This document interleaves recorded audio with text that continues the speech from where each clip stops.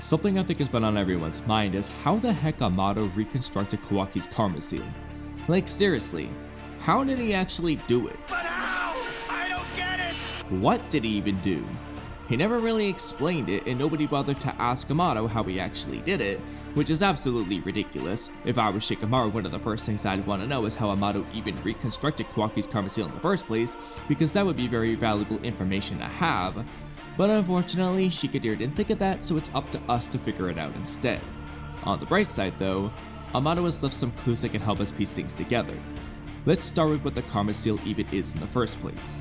As explained by Amado and Momoshiki, the karma seal is a highly compressed Otsutsuki backup file where the Otsutsuki converts themselves into data, replicates themselves, and implants that data into a vessel. That data then slowly extracts from the karma seal, and once the karma is fully extracted, the vessel's data will be overwritten by the Otsutsuki's data, allowing the Otsutsuki to resurrect themselves. Now, as Amado explained in chapter 75, the karma seal is an Otsutsuki shinjutsu that he does not have the ability to replicate, which is why he said in chapter 59 that he's not able to set such a thing up from scratch. Given that Amado is presumably not an Otsutsuki, it makes perfect sense for Amado to have this limitation. However, Amado by his own admission is able to reopen the door as he puts it. This begs the question though, if Amado is unable to create the door that is karma from scratch, then why is he able to reopen the door after it disappeared? Well, luckily for us, Amado subtly told us what he did throughout the Kawaki, Code, and Prophecy arcs. If you recall, back when Amado and Koji were getting ready to betray Jigen, Kashi and Koji asked Amado, "That's all you're taking? It doesn't look like much." And Amado says, "I only need one section of cell fragments in the digitalized data aggregate. The work itself can be done using their equipment." Now, as I explained in a recent video about Amado and Koji's secret weapon, this work that Amado spoke of was actually Kawaki's reconstructed karma seal. He was directly referencing this work in relation to the cell fragments and digitized data aggregate, indicating that the cell fragments and data aggregate were necessary for that work. This is important because in chapter 56, when Amado explains how he regrew Kawaki's hand, Amado says it's a genuine article engineered from his own cells, just one of the spare parts I'd made before coming here. This is in reference to the section of cell fragments that Amado told Koji he was bringing. That's what those cells were for, to restore Kawaki's hand. Now, as we learned during the Code arc, Amado secretly reconstructed Kawaki's karma seal when he rebuilt Kawaki's hand, and as Amado reveals in chapter 75, Amado secretly implanted Akebi's data into Kawaki's reconstructed karma. This is a subtle reference to the digitized data aggregate that Amado told Koji he was bringing. That's what that data was for, to implant Akebi's data into Kawaki's reconstructed karma. Now, we don't know exactly what was in that data aggregate. It could be just Akebi's data, a mix of Kawaki and Akebi's data, a mix of Ishiki and Akebi's data, or a mix of Kawaki, Ishiki, and Akebi's data. We just know that it at least contains Akebi's data.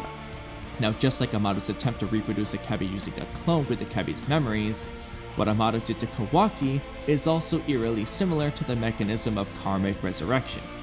Amado compressed Akebi's data into a data aggregate that may or may not have included additional data from Kawaki or Ishiki, and implanted that data into Kawaki when he rebuilt Kawaki's hand.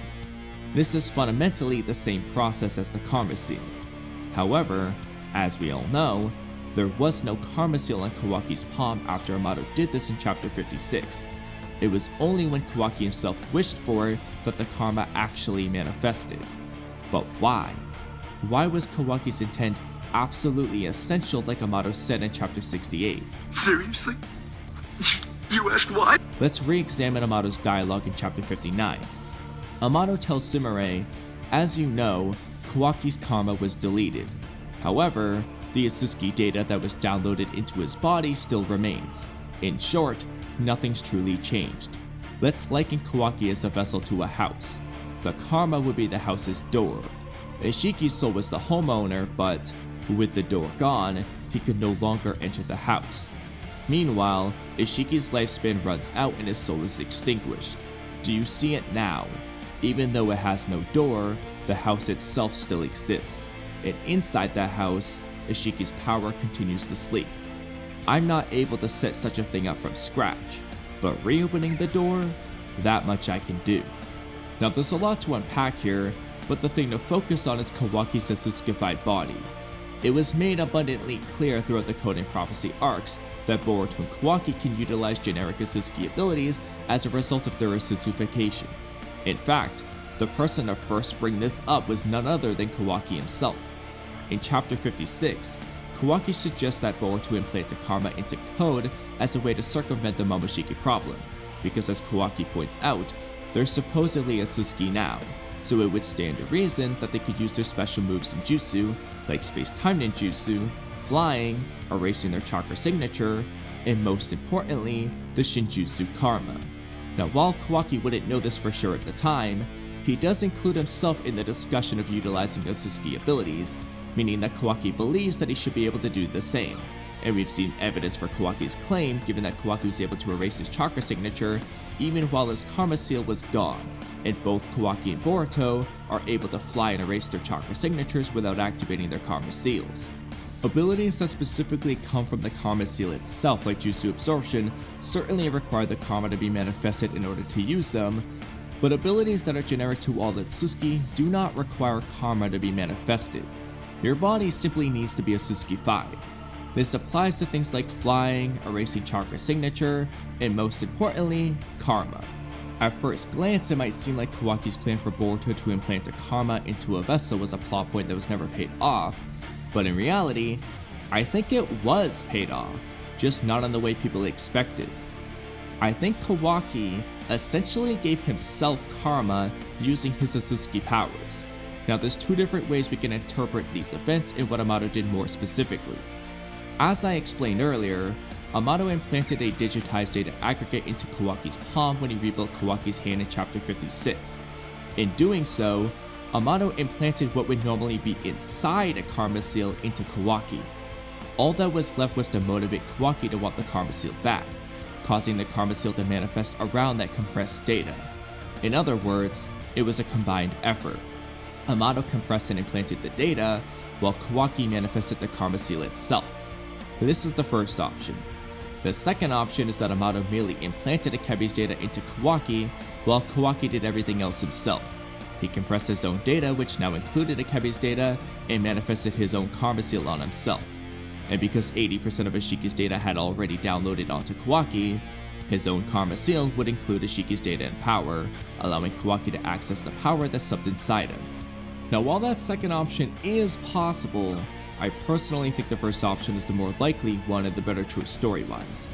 When we consider Amado's words in previous chapters, he makes it very apparent that he played an active role in reconstructing Kawaki's karma seal. He said he could have reopened the door in chapter 59.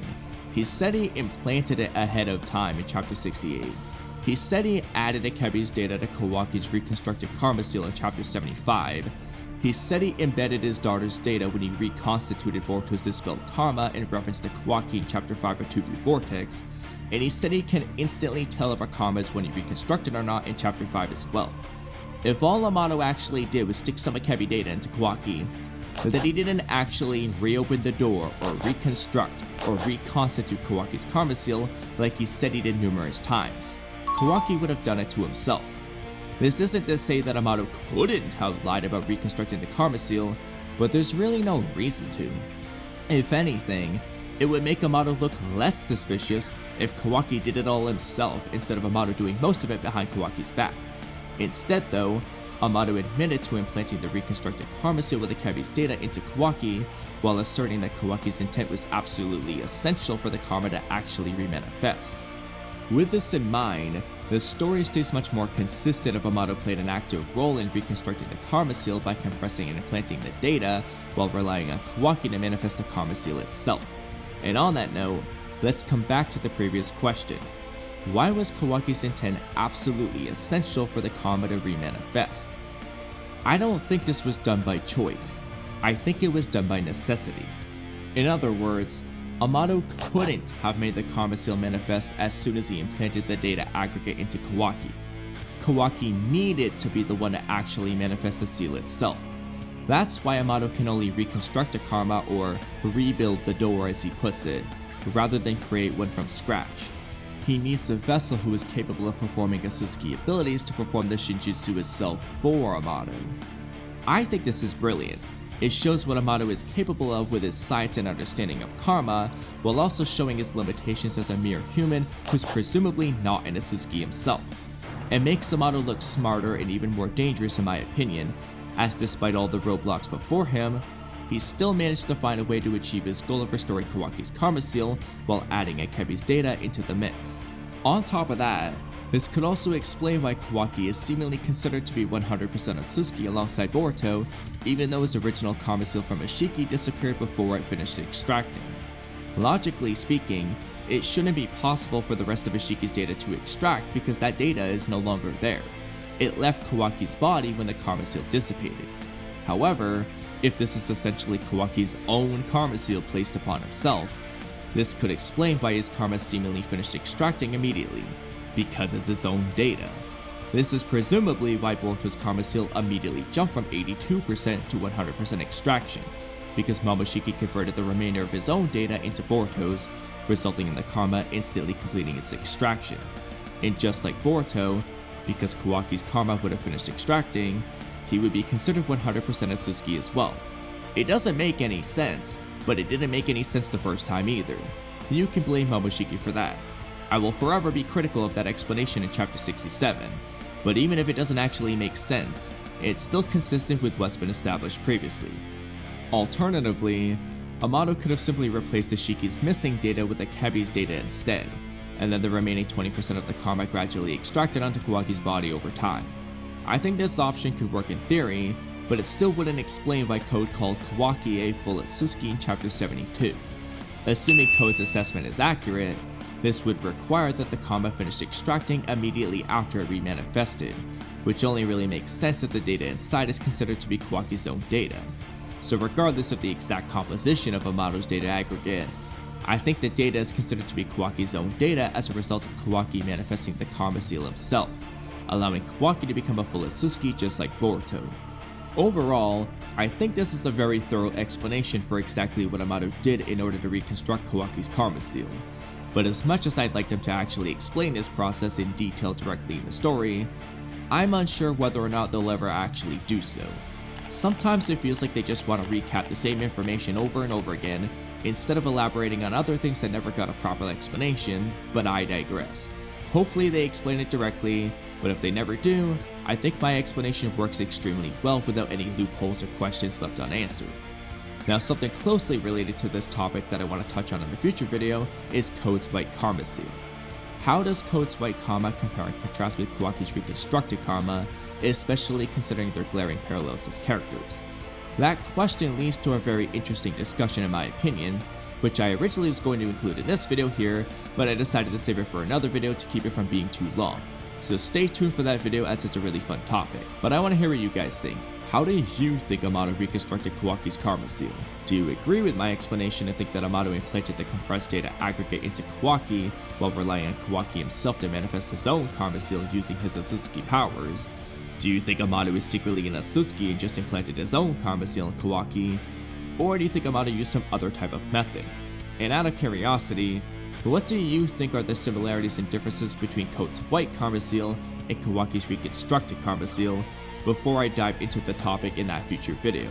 Let me know in the comment section below, but that's a wrap on today's video, so thank you guys for watching until the end. You're already under my genjutsu. Don't forget to subscribe, leave a comment, like the video, check out my podcast channel, check out Peak Fiction, become a member, and hit the bell icon for notifications. Sorry, Sasuke. Maybe some other time. Have a great rest of your day, and I'll catch you guys next time. Bye.